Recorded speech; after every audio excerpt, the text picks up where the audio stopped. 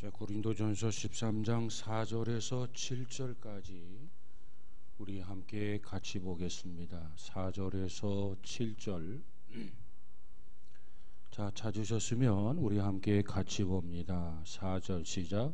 사랑은 오래 참고 사랑은 온유하며 시기하지 아니하며 사랑은 자랑하지 아니하며 교만하지 아니하며 무례히 행하지 아니하며 자기의 유익을 구하지 아니하며 성내지 아니하며 악한 것을 생각하지 아니하며 불의를 기뻐하지 아니하며 진리와 함께 기뻐하고 모든 것을 참으며 모든 것을 믿으며 모든 것을 바라며 모든 것을 견디느니라. 아멘. 아멘.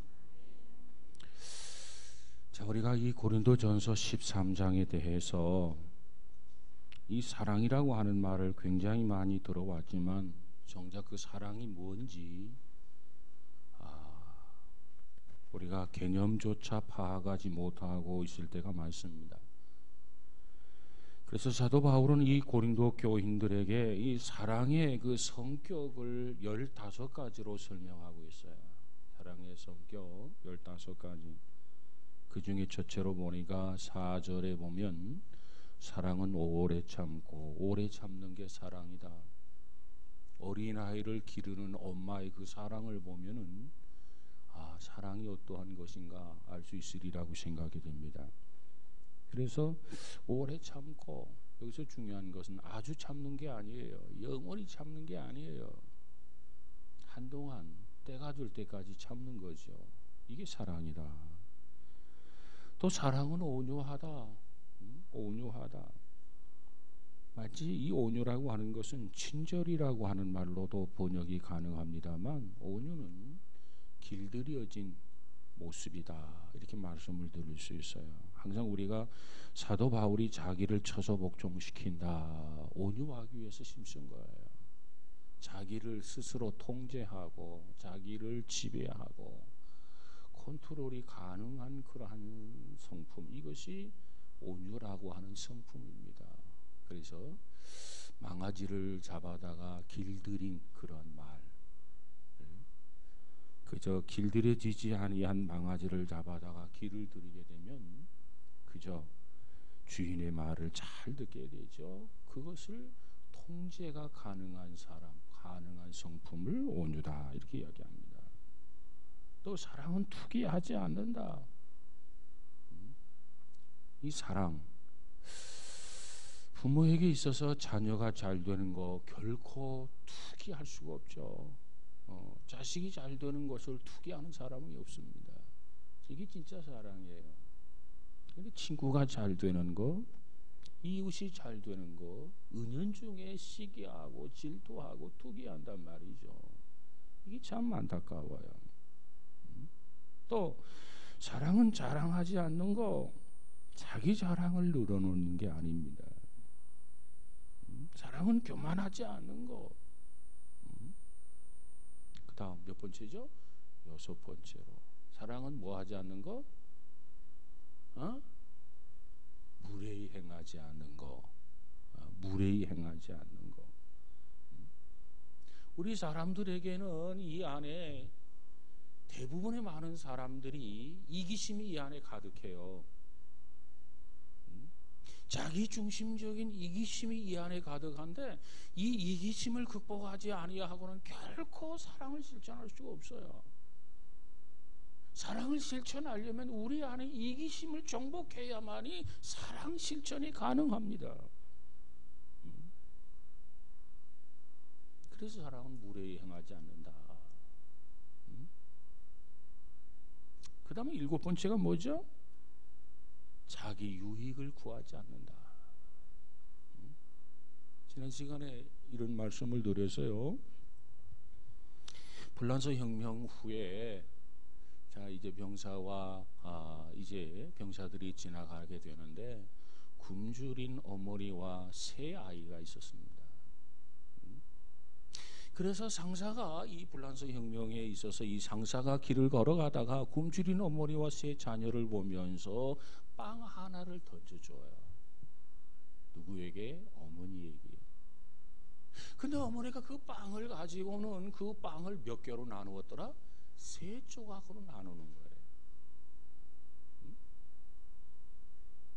빵을 얻었으면, 자, 어머니가 있고 세 아이가 있으면 4조각으로 나누었으면 우리가 쉽게 이해가 가는데 3조각으로 나누어 가지고 아이들에게 한 조각씩 주는 거예요. 그걸 지켜보고 있는 젊은 병사가 그 상사에게 저 어머니는 배가 고프지 않은 모양이죠. 왜?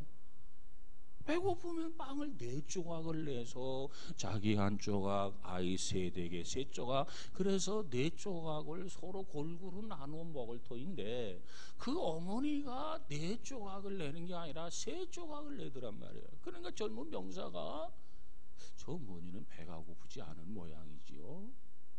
그러니까 상사가 답변한 말, 그게 아니란다.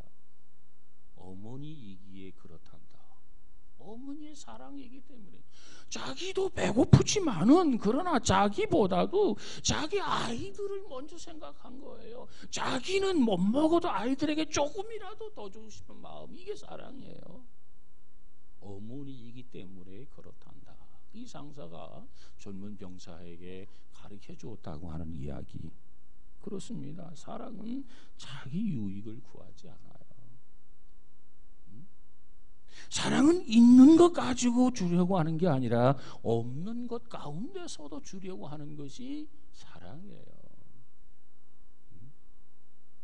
그래서 사도행전 3장에 베드로와 요한이 성전에 올라가다가 구걸하는 그 안진뱅이에게 보통 사람들은 없으면 내가 너 줄 거 없다 그리고 말았을 거예요. 근데 이 베드로와 요한은 정말 사랑했기 때문에 그저 너가 원하는 거 금과 은은 내게 없다. 그러나 내게 있는 것으로 내게 준다. 그러면서 나사렛 예수의 이름으로 일어나 걸으라 했을 때 안진뱅이가 일어나게 됩니다. 이게 진짜 사랑이라는 거예요. 자, 여기까지 우리가 말씀을 드렸는데 오늘은 여덟 번째 사랑은 뭐 하지 않는다? 다시 한번, 사랑은 뭐 하지 않는다? 성내지 않는다. 이 사랑의 성격이 몇 가지라고요? 15가지. 이 고린도전서 13장을 공부하면 다 기억하면 얼마나 좋겠습니까? 근데 다 기억하지 못해도 고린도전서 13장에 가서 보면 바울이 사랑에 대해서 성격을 15가지로 말씀하고 있다. 최소한 이건 알아야 될 것 같아요. 15가지. 그래서 오늘은 그 8번째 성격과 9번째 성격을 다루고자 합니다. 자, 8번째 성격은 뭐냐? 사랑은 성내지 않는다. 이게 사랑이에요. 그러면 먼저 성낸다라고 하는 말, 성낸다. 이 성낸다라고 하는 말은 무슨 말이냐면 파록수라고 하는 말인데, 이 말은 서로의 인간관계에 의해서 누군가를 향해서 갑작스럽게 자기의 분노와 자기의 감정을 폭발시키는 것을 성낸다. 그런 의미예요. 서로 갑자기 대화를 이렇게 하다가 갑자기 분노와 성냄, 이걸 폭발시키는 거, 이것이 성내는 거, 성냄이라는 말의 뜻입니다. 그러니까 이 말은 주로 타인이 나에 대해서 어떤 악담을 한다든가 나에 대해서 비방을 한다든가 이런 부분을 듣고서 거기에 따른 부정적 반응, 악담을 하면 그 악담하는 걸 그냥 듣고 지날 사람이 없죠. 나에 대해서 어떤 비방을 쏟아놓는다. 그런데 내가 그걸 들었다. 그러면 그냥 지나칠 사람이 없어요. 반드시 거기에는 반응을 일으키는데 그 반응이 뭐냐? 그것이 바로 성낸다라고 하는 의미라는 겁니다. 우리가 여기서 한 가지 알아야 할 게 있죠. 이 분노라고 하는 것, 성낸다라고 하는 것, 모든 종류의 성내, 모든 종류의 분노가 잘못된 것은 아니라는 겁니다. 왜? 거기에는 의로운 분노도 있기 때문에 그렇습니다. 의로운 분노. 우리가 성전에 보면 예수님께서 이 성전에 물건 파는 사람들을 보고 예수님께서 분노하셨어요. 성내셨어요. 하나님의 성전에서 좌판을 벌리고 이 장사꾼들이 자기의 어떤 물질적 이득을 위해서 사기치는 그런 현장을 보았단 말이에요. 자, 성전에 제물을 가져다가 제물을 드리게 되는데 사실 이 제물은 저 먼 곳 자기가 사는 곳에서 양을 끌고 온다든가 이렇게 해서 제단에 와서 제물로 드렸던 시대였습니다. 그러면 하나님 앞에 이렇게 제물로 가져올 때는 자기가 기르는 소 가운데, 자기가 기르는 양 가운데 제일 좋은 것을 가져다가 하나님 앞에 이렇게 드렸단 말이죠. 그런데 여기에 종교 몰입애들이 개입하게 됩니다. 먼 데서 제물을 가져오려니까 얼마나 귀찮아요. 그러니까 몸만 와라, 제물은 우리가 준비하겠다. 그래서 성전 마당에서 소 파는 사람, 양 파는 사람, 비둘기 파는 사람들이 좌판을 벌려가지고 이제 물건을 사고 파는 현장이 되어버린 거예요. 장터가 되어버린, 장터, 시장이 되었다는 거죠. 그러면 하나님 앞에 제물은 최상급의 제물로 드려야 된다라고 하는 게 정신인데, 제사장들과 결탁을 해가지고 절름발이 제물도 눈 감아주는 거예요. 뇌물을 챙기고. 그러니까 이 주님이 모셨을 때 얼마나 화가 났겠습니까? 그래서 주님께서 분노하신 모습을 우리가 성경에 보게 됩니다. 뿐만 아니라 사도행전 17장 16절 이하에 가서 보니까 이 바울이 아덴성에 가서 보니까 이 아덴성에 우상이 가득한 모습을 보고 사도 바울이 분노하게 되죠. 이러한 분노, 의로운 분노다, 의로운 성냄이다, 이렇게 우리가 말하기도 합니다. 그런데 문제는 사랑은 이와 같은 상황이라 할지라도 당연히 분노를 해야 되는 환경 속에서도 그 인간의 분노, 그 성냄이라고 하는 것을 하나님의 능력으로 다스려서 올바른 방법으로 분노가 표현되어야 된다는 겁니다. 그런 분노라 할지라도 바르게 표현되는 분노가 된단 말이에요. 올바른 방법으로 표현해야 된다는 말이에요. 자, 예수님께서 성전 마당이 시장 바닥이 되어버렸어요. 그때 예수님이 채찍을 누르셨죠. 그때 예수님께서 채찍을 누르시며 그 시장에서 장사하는 그저 소라든가 양이라든가 이런 것들을 다 상을 높으시고 다 내쫓았는데, 예수님께서 그때 분노하신 그 모습을 보면 결코 이성을 잃어버린 행동이 아니었다는 거예요. 이게 중요한 겁니다. 우리는 어떤 면에서 화가 나면은 이성을 잃어버리는 경우가 많아요. 이건 어떤 일에도 정당화될 수가 없어요. 의로운 분노라고요? 그러면 예수님께서 이성을 잃어버리셨나요? 아니에요. 자기 통제가 가능한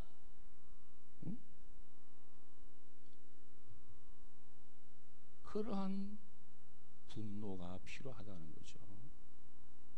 자, 우리가 성경을 한번 보면서 한번 이해했으면 좋을 것 같아요. 요한복음 2장에 한번 가서 보십시다. 요한복음 2장에 예수님께서 그 당연히 분노하시고 화를 내셔야만 했는데 그 분노, 그 화는 이성을 잃어버린 분노였는지 아니었는지 어떠한 분노였는지 한번 생각해 보도록 하겠습니다. 자, 요한복음 2장 16절을 한번 가서 볼까요? 2장 16절 15절 16절 같이 한번 봅시다. 15절 참 시간이 없는데 14절에서 16절까지 한번 보십시다. 14절 시작.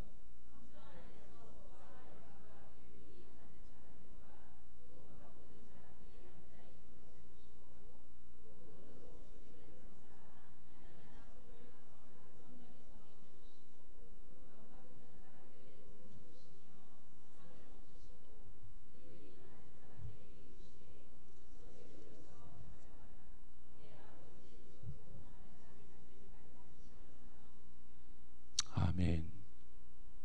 저 여기 보니까 성전에서 소양 비둘기 파는 사람들과 이 시장이 형성된 거예요. 그래서 좀 허물이 있는 재물도 다 팔고 제사장 그 눈 지그시 감아버리고 또 돈 바꾸고 환전하면서 이득을 취하고 이런 현상이 벌어진 것을 보고 예수님께서 화를 내게 되는데, 자 거기에 보니까 뭐라고 얘기합니까만, 자 15절에 노끈으로 채찍을 만드사 양이나 소를 다 성전에서 어떻게 내쫓았어요. 소를 메어놨으면 그 풀러 가지고 내쫓아 버리고, 양을 묶어놨으면 그 끈을 풀러 가지고 내쫓고, 그리고 돈 바꾸는 사람들의 돈을 쏟으시며 상을 높였다. 이게 이성을 잃은 행동입니까? 아니라는 거예요. 예를 들면 좀 더 구체적으로 16절을 보십시다. 자, 비둘기 파는 사람들에게 이르시되, 그 다음 한번 읽어볼까요? 시작. 이것을 여기서 가져가라.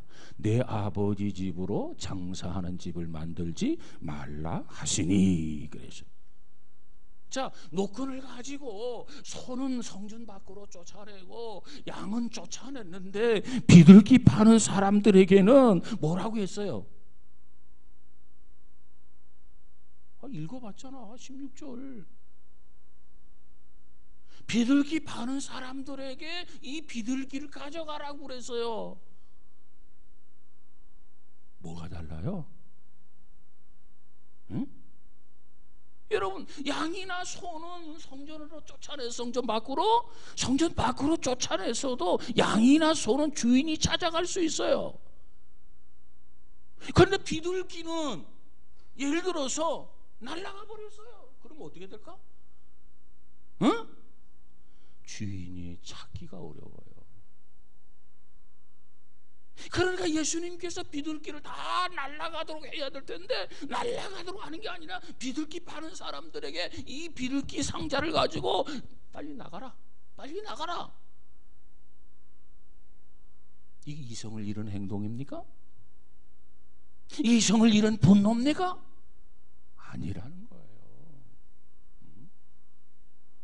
예수님께서 이와 같이 분노 중에도, 예수님께서 이와 같은 와중에서도 결코 냉정을 잊지 않으시는 예수님의 태도를 우리가 볼 수 있어요.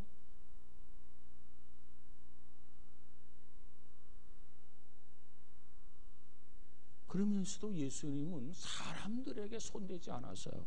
자, 여기 보니까 화가 났지만 사람들은 멱살을 잡고 막 싸웠습니까? 결코 그렇지 않았어요. 양, 소를 쫓고 비둘기 파는 사람들에게 이 상자 가지고 나가라. 이것이 예수님이 화를 내시는 모습이에요. 이성을 잃는 것이 아니라 이성을 가지고 냉정하게 정당한 방법으로 자기 의사 표현을 했다는 겁니다. 그러면서도 점점 이 말씀을 통해서 2장 19절 이하에 가서 보면은 이 사건을 계기로 해서 예수님이 주시는 교훈이 있는데, 그 교훈이 뭐냐면, 진정한 성전은 이 돌로 만든 이 성전이 아니라 진정한 성전은 자기 자신이 진정한 성전이다. 이 영적 진리를 저들에게 깨우쳐 줍니다. 19절을 한번 가서 볼까요? 시간이 없으니까 19절 시작.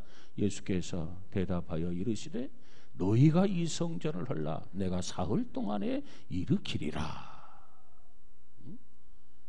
17절, 18절, 19절에 보면 예수님께서 이 사건을 통해서 중요한 영적 진리를 가르쳐 주는데, 이 눈에 보이는 이 성적 벽돌로 짓고 돌로 지은 이 성전이 진정한 성전이라고 보기보다는 자기 자신이 진정한 성전이다. 예수님께서 그것을 가르쳐 주고 있는 거예요.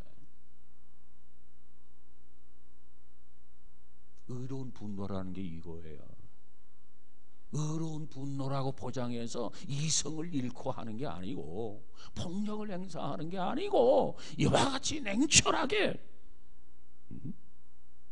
냉정함을 잊어서는 안 되는 분노, 이것이 주께서 우리에게 보여주신단 말이에요. 야고보서 1장 20절 이하에 가서 보니까 사람이 성내 가지고는 하나님의 의를 이루지 못한다고 그랬어요. 잠언서 16장 32절에 가서 보니까 노하기를 더디하는 자는 용사보다 낫고 자기 마음을 다스리는 자는 성을 빼앗는 자보다 나으니라 그랬어요. 자기 마음을 다스릴 수 있는 사람, 자기 마음을 통제할 수 있는 사람, 이게 필요한 거죠. 사랑은 뭐냐? 사랑은 뭐라고요? 성내지 않는다. 자기 마음을 통제함으로 성내지 않는 거예요. 유명한 알렉산더 대왕의 일화 가운데 이런 이야기가 있어요. 그의 유년기부터 친구였던 한 장군이 있었는데, 클레터스라고 하는 장군이 있었습니다. 이제 술잔을 나누는 그 석상에서 사소한 시비 끝에 비유가 상했던 알렉산더 대제가 이 순간의 분노, 이 순간의 분노를 이기지 못해서 자기의 유년기 어려서부터 친구였던 클레터스 장군을 위협만 하겠다, 위협만 한다고 하는 것이 그만 그를 찔러 죽이고 말았어요. 죽이려는 목적이 없었고 위협만 하겠다, 이 순간의 분노를 가지고. 그런데 이 알렉산더 다왕이 그로 인해서 늘 마음의 가책을 받아요. 내 유년기 친구였는데, 그때부터 내 친구였는데, 이 알렉산더 장군 그 친구였는데 그를 내가 죽였다, 이렇게 해서 그 일로 인해서 가책을 느낀 나머지 알렉산더 대제가 한때 그것 때문에 괴로워가지고 자살을 시도했었다는 겁니다. 알렉산더는 누구예요? 천하를 정복하고 더 이상 정복할 땅이 없어가지고 너무 아쉬워서 울었다고 하는 대제가 아닙니까? 그런 사람도 특별히 자기 심중의 이 분노, 자기 어렸을 때부터 친구였던 이 아클레토스라고 하는 이 장군을 향한 이 분노를 이기지 못해가지고 그를 죽이고 말았단 말이에요. 노하기를 더디하는 자는 용사보다 낫다. 우리의 분노 다 통제가 가능해야 돼. 통제. 사랑은 성내지 않는다. 이성을 잃지르면 안 돼요. 근데 어떤 사람은 이렇게 화를 내면서요, 그 화내는 것을 이렇게 인정받으려고 하는 사람이 있어요. 나는 화는 내지만요, 나는 혈기를 내지만요, 오래 가지는 않아요. 자랑하는 사람이 있어요. 근데 그거 아닙니다. 있을 수 없어요. 어느 학교에서 학생이 이제 문제를 일으켰어요. 그래서 이제 상담 선생님이 그를 불렀고 그 학생과 선생님이 이렇게 상담을 하면서 대화를 했어요. 그때 이 친구가 선생님한테 그런 얘기합니다. 선생님, 저는요 성을 내기는 하지만은요 오래 가지 않아요. 자랑하는 거예요. 자랑하는 거. 성은 내지만 성질이 지랄 같지만 그러나 오래 가지 않습니다. 이게 자랑하는 거예요. 그러자 선생님이 그 말을 듣고 이런 말을 했다고 그래요. 그래, 이해할 수 있네. 성질은 내지만 개떡 같아 가지고 오래 가지 않는다는 건 이해는 가네. 그러나 학생 내 말을 들어보게. 수소 폭탄이 떨어졌다, 원자 폭탄이 떨어졌다, 오래 가지 않네. 오래 가지 않네. 그러나 무엇으로 그 재난의 상처를 복구할 것인가? 수소폭탄이 떨어지고 원자탄이 떨어진 건 순식간에 깜짝할 사이에 일어날 일이지만, 그러나 무엇으로 그 재난의 상처를 복구하겠냐 말이에요. 그 재난의 상처를 복구하는 데는 눈 깜짝할 사이에 복구할 수 있는 게 아니야. 그 상처는 10년, 20년, 30년, 40년, 50년, 어쩌면 100년이 지나야 할는지도 몰라요. 계속해서 후유증으로 남게 되죠.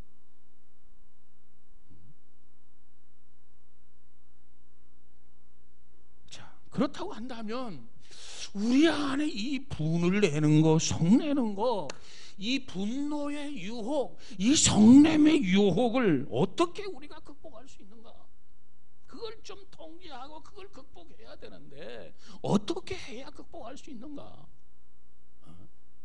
나는 성내는데, 분노하는데 오래 가지 않습니다. 이걸로 위로받아야 하는가? 아니란 말이죠.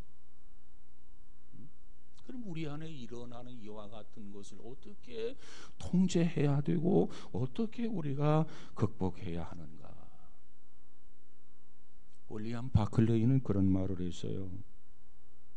남이 내게 잘못할 때 이것에 대한 반응은 두 가지 분류가 있다. 남이 나에게 잘못을 저질렀는데 그에 대한 나의 반응은 두 가지 종류의 분류로 나눈다. 하나는 권리만을 주장하는 사람이 있다. 그리고 또 다른 하나는 의무만을 주장하는 사람이 있다.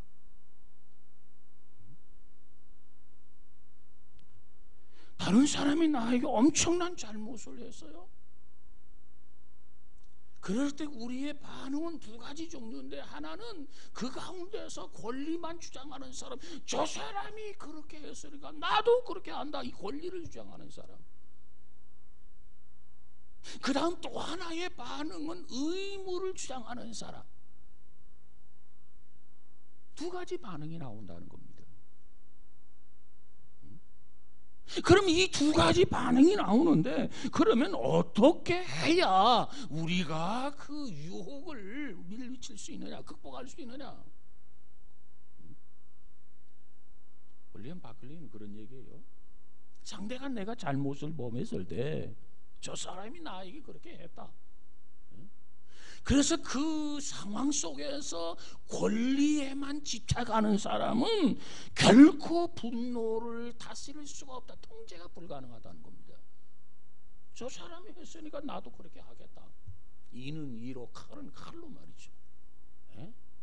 권리를 주장하는 사람은 분노를 다스리거나 통제가 불가능하다. 그러면 어떻게 하면 극복할 수 있느냐? 그런 상황 속에서도 의무, 자기 의무를 생각하는 사람, 상대가 나에게 어떻게 했든지 간에 그 사람에 대해서 자기 의무를 생각하는 사람은 그 반응을 쫓아서 통제할 수가 있다는 거예요. 분노를 다스릴 수 있다는 거예요.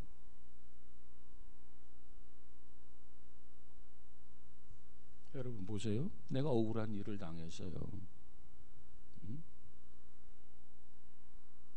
그때 권리만을 생각하는 사람은 그 분노의 유혹을, 분노를 다스리지 못한다는 거예요.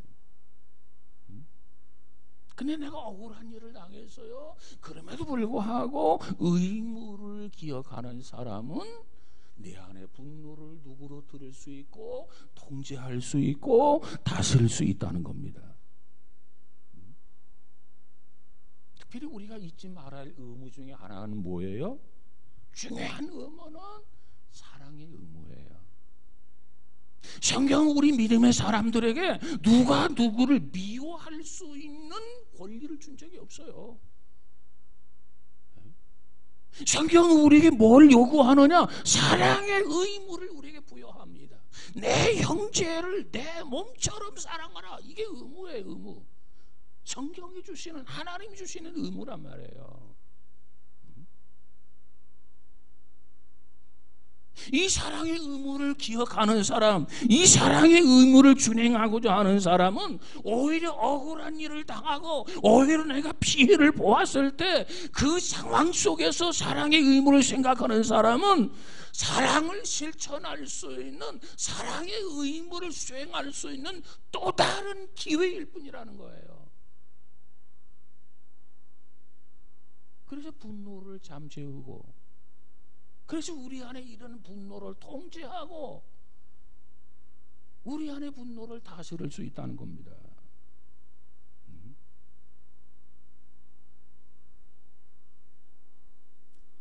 예수님께서 십자가를 앞에 놓고 아버지여 할 수만 있으면 이 잔을 내게서 지나가게 하옵소서. 그리고 이내 기도를 바꾸죠. 내 뜻대로 마옵시고 아버지의 뜻대로 하옵소서.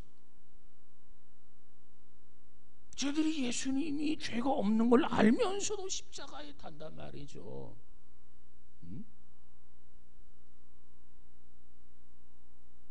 얼마나 화가 났겠어요. 얼마나 분노가 끓겠어요.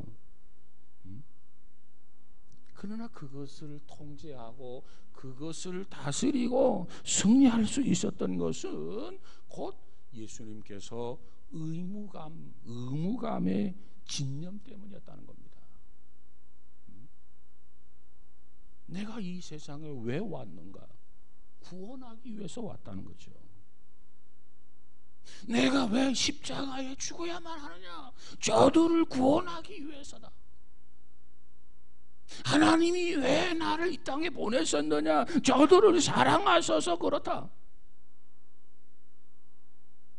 바로 예수님께서 십자가를 앞에 놓고 사랑의 의무를 생각했다는 거예요. 그래서 내 뜻대로 하옵시고 아버지 뜻대로 하옵소서.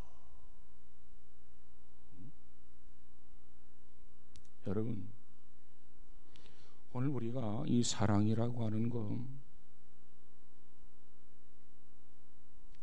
사랑의 성격 중에 오늘 8번째로 생각해 보는데, 사랑은 뭐 한다고요? 다시 크게 뭐 한다고요? 성내지 않는다. 정의로운 분노? 이성을 잃는 분노가 아니에요.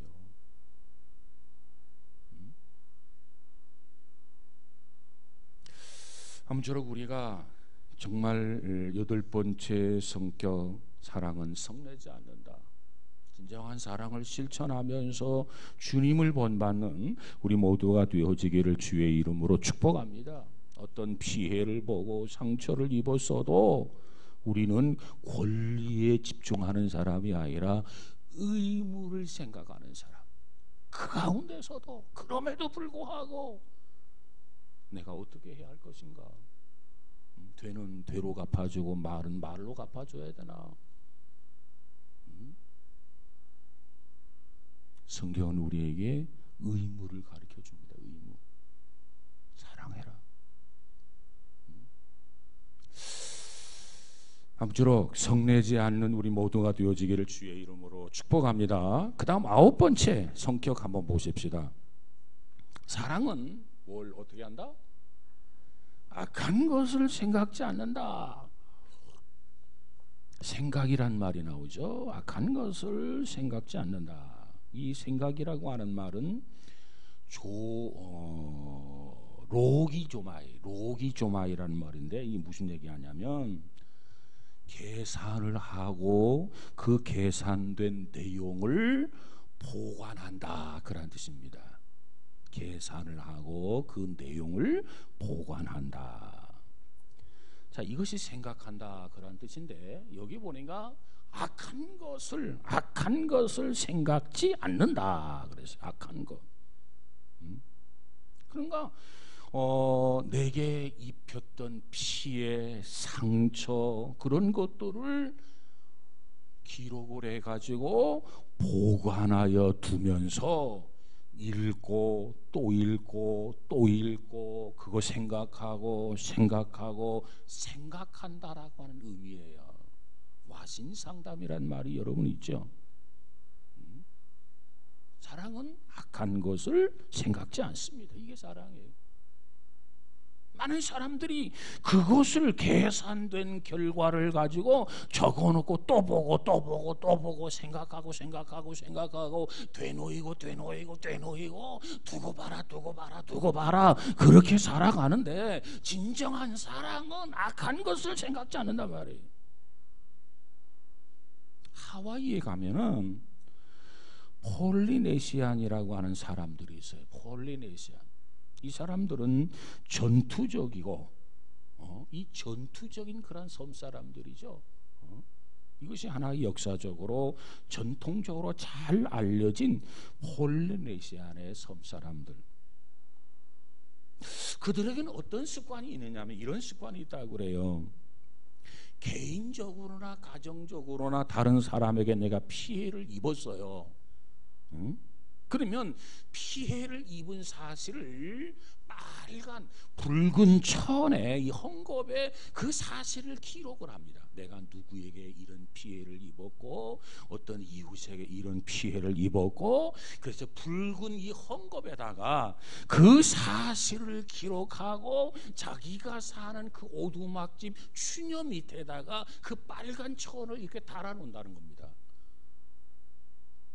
그러니까 집을 나올 때마다 주님 밑에 달아있는 빨간 천을 보는 거예요. 그 안에는 뭐가 적혀있느냐? 내가 피해를 입었던 사람, 누구 때문에 어떤 피해를 입고 어떤 이유 때문에 내가 이런 피해를 입었다는 사실을 그 빨간 헝겊에다 기록한 거예요. 그러니까 집에 들어갈 때마다 나갈 때마다 내가 누구에게 피해를 입었지, 내가 어떤 집에게로부터 피해를 당했지, 이런 것들을 그 빨간 헝겊을 보면서 들어가고 나가고 그러니까 늘 이 뇌리 속에 잊혀지지 않는 거죠. 그 결과가 뭐로 났겠습니까? 복수로 나는 거예요. 복수. 그러다 보니까 그들이 다른 사람에게 피해를 입었으면 반드시 복수한다. 이것이 폴리네시안 사람들의 삶의 방식이 되어버렸다는 거예요. 여러분, 오늘 우리 중에 내게 잘못을 저지른 사람들의 그 이웃들을 대함에 있어서 이런 식으로 대하는 사람은 없는지 모르겠어요. 사실 우리가 인간관계를 가짐에 있어서 인간관계를 선하게만 인간관계를 갖는다는 것이 결코 쉽지가 않습니다. 어려워요.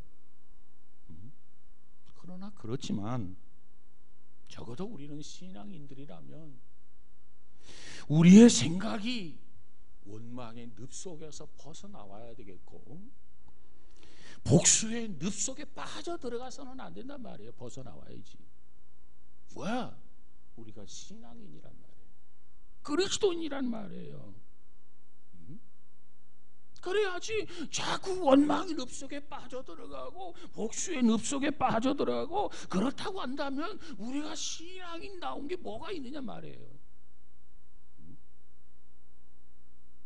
자, 그러면 우리가 어떻게 상대가 나에게 피해를 주었음에도 불구하고 원망의 늪 속에 빠져들어가지 아니하고 복수의 늪 속에 빠져들어가지 아니하고 거기서 이렇게 빠져나올 수가 있느냐? 빠져나올 수 있는 그 비결이 뭐냐?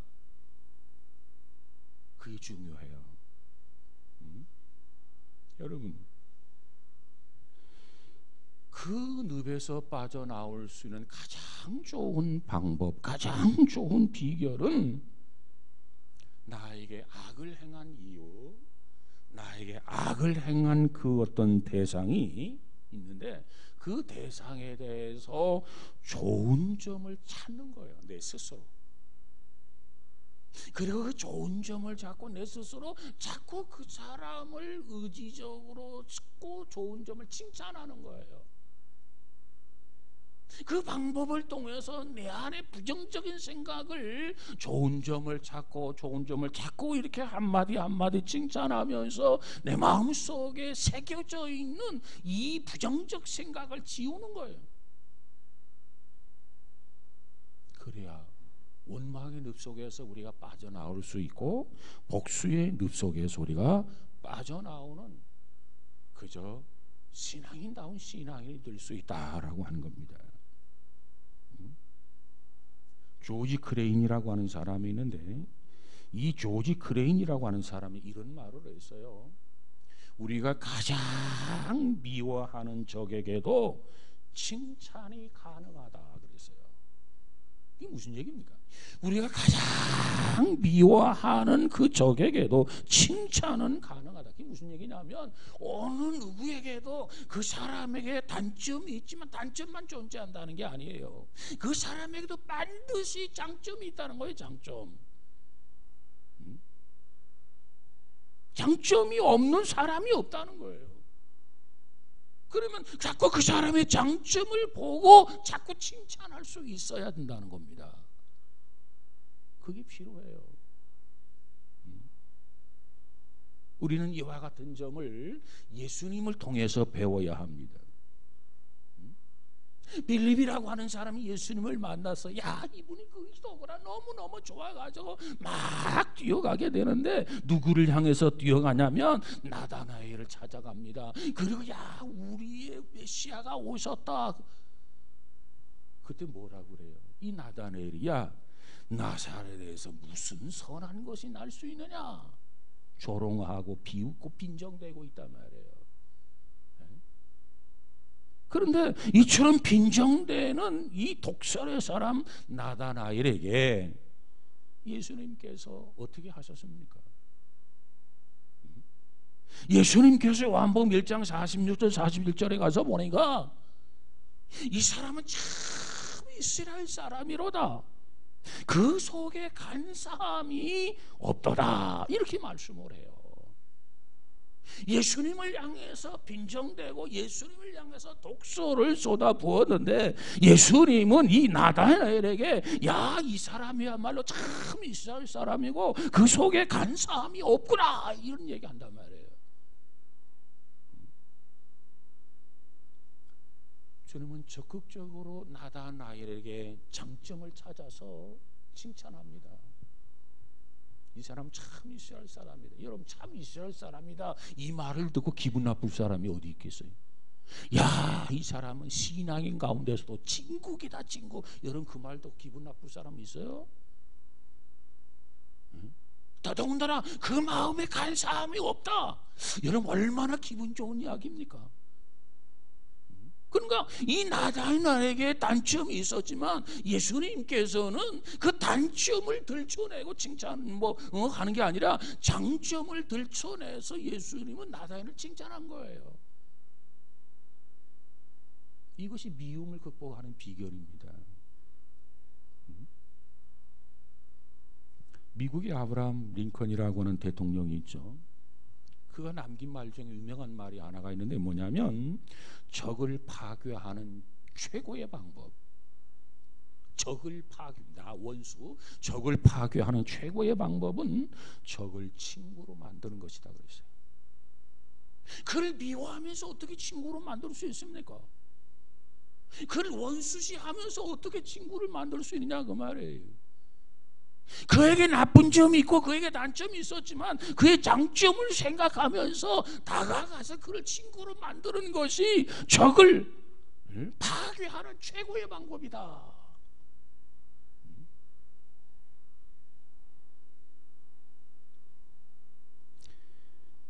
예수님께서 십자가에 하신 말씀, 아버지여 저들이 하는 것을 모르오니 용서해 주옵소서.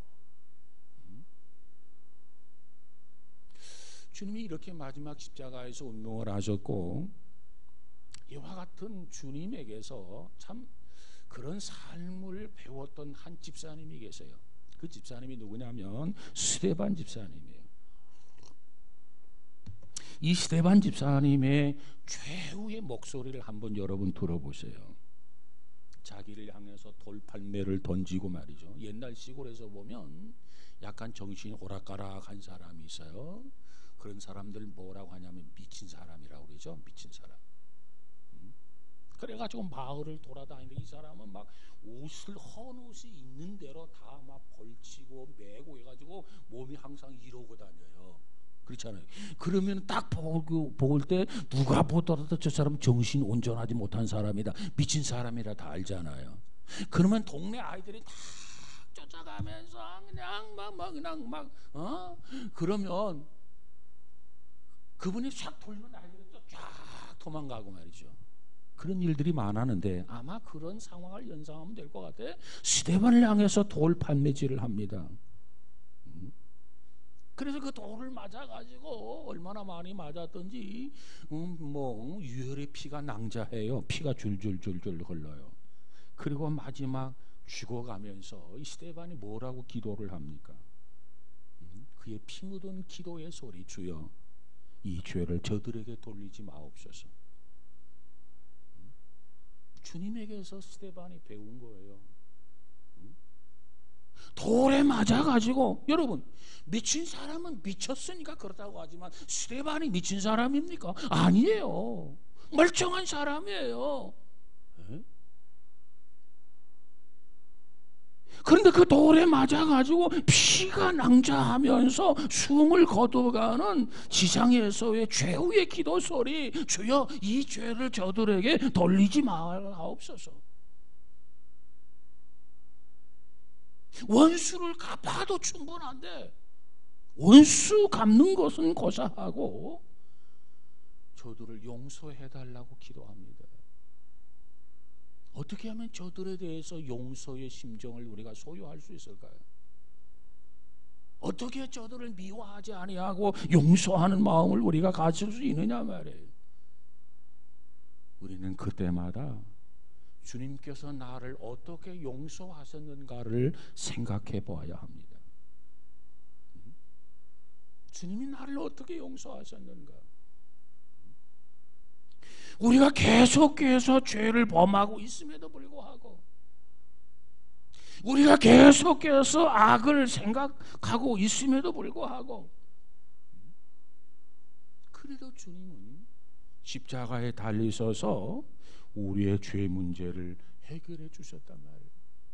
그리고 수고하고 무거운 짐진 자들아 다 내게로 오라. 염치가 없고 부끄럽고 창피한데도 그래도 와라. 이것이 주님의 마음이에요. 우리가 주님 앞에 돌아오면 주님은 그와 같은 죄를 어떻게 처리하느냐? 우리의 죄를 통해서 서가 먼 것처럼 우리의 죄를 옮기겠다고 그랬어요. 우리의 죄를 우리 등 뒤에 던지셨다고 그랬어요.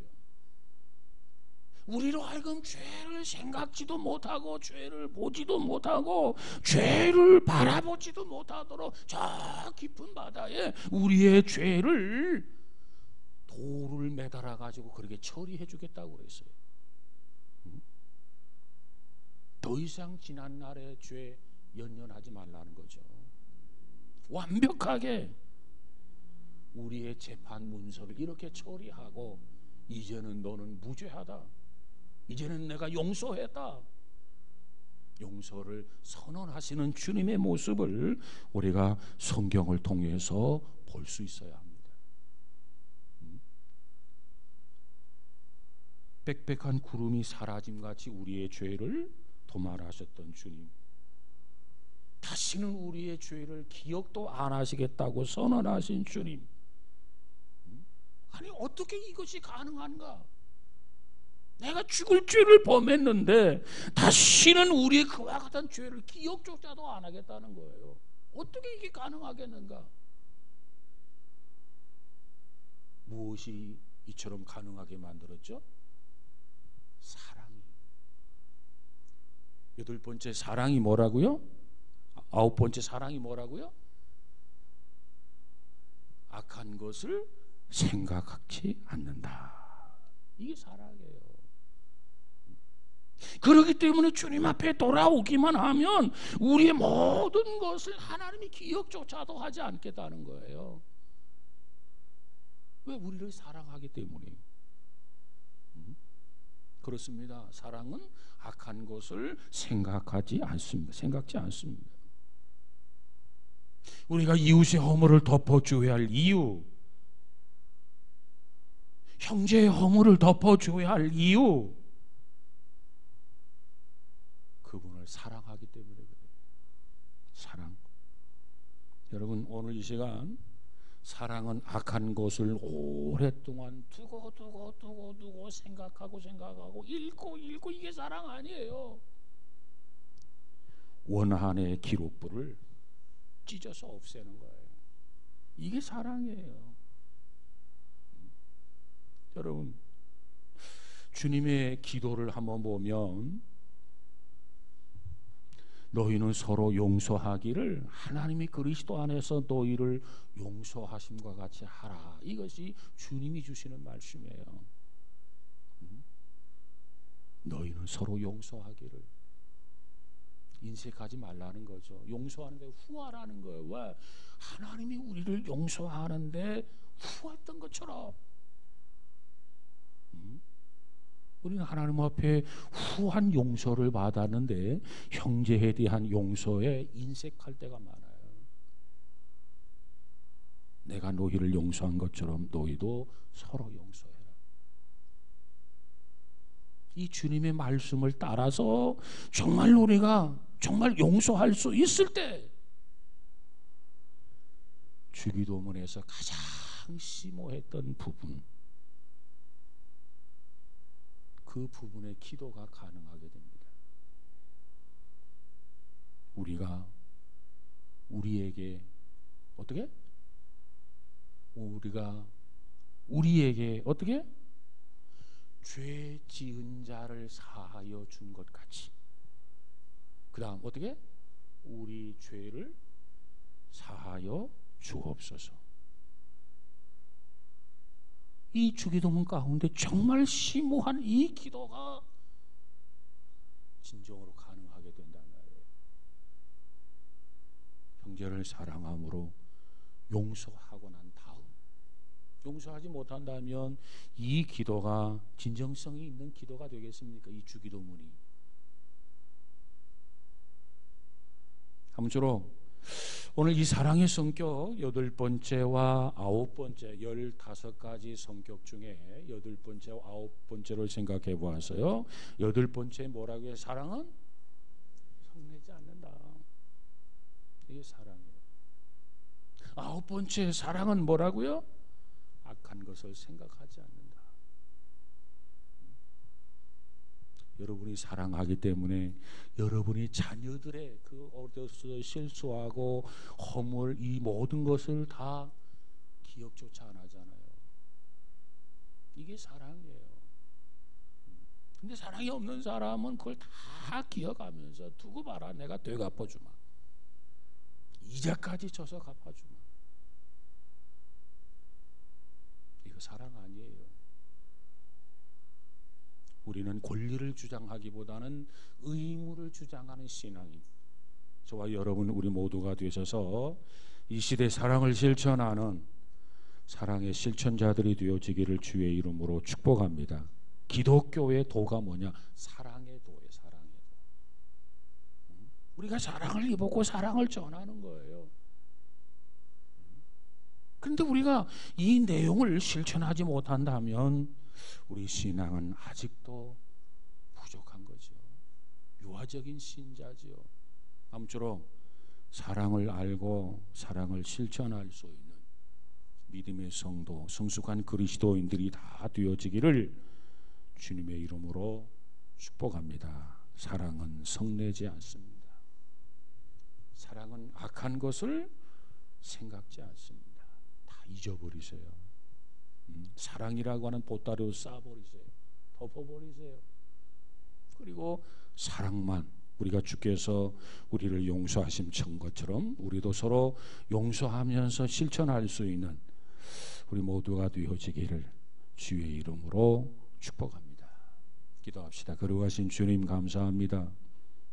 우리가 사랑을 입었고 사랑을 실천해야 되는데 아직도 그 사랑이 뭔지를 잘 모르는 부분들이 너무나도 많습니다.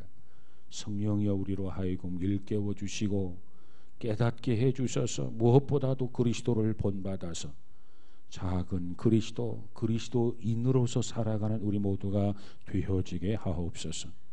오늘 사랑의 성격 중에 8번째와 9번째, 사랑은 성내지 않습니다. 분노하지 않습니다. 의로운 분노라 할지라도 이성을 잃는 그러한 분이 아니라 정말 냉정한 그런 가운데서도 교육 목적을 위한 그러한 분노인 것을 우리가 성경을 통해서 보게 됩니다.